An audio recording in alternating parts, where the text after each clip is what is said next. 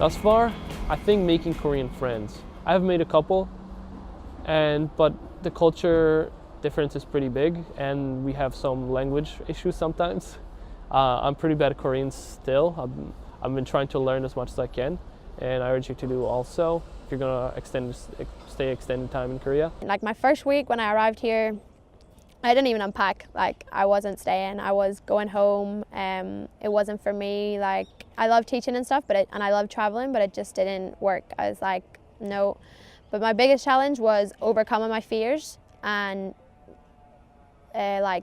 sticking it out, just like being patient, and again not having expectations. So just going with the flow, making new friends. Making friends is definitely something you're gonna have a bigger problem if you're not surrounded by university students or foreign teachers. Most of the time you're placed in a school that has at least one other foreign teacher, so you have at least one person you can relate to.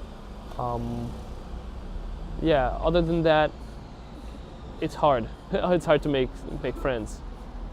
And I still haven't figured out 100% of the way, but I'm working my way there.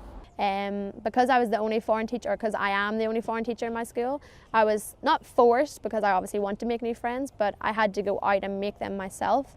Whereas in a private school, you're automatically thrown into with other foreigners, so you have that comfort circle around you already.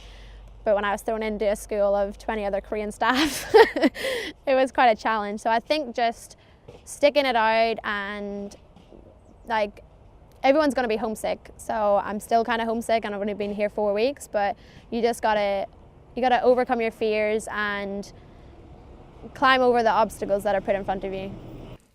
In Canada, when I got my Bachelor of Education, I'm certified to teach high school, so secondary level. And when I came here, I was put into a first grade classroom. So that was a bit of a jump for me, and it did take a bit of adapting, but in the end it seemed to work out okay.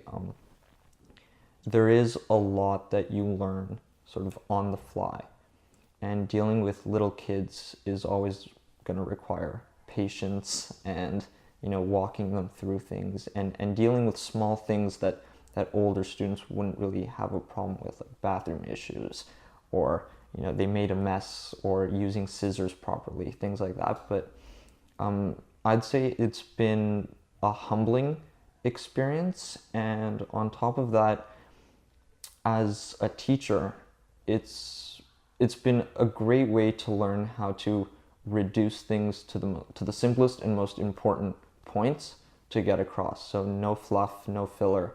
You do all your lessons as short, sweet, and to the point as possible, and I think that that's really key despite what age range you're teaching.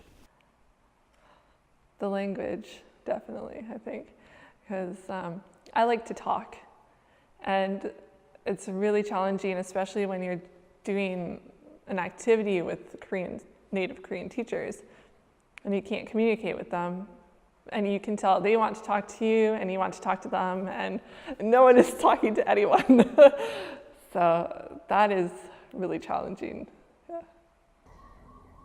I think my biggest challenge is living on my own, definitely, because, you know, at home you're either with your family, or you generally live with roommates, or, you know, there's like somebody close by, but sometimes you go home to like an empty house and you're just by yourself, and you're like, okay.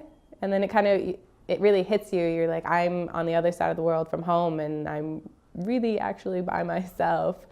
But your like friends here are fantastic. Like the people here are really nice. But I think that's been kind of my biggest thing, is getting used to being on my own.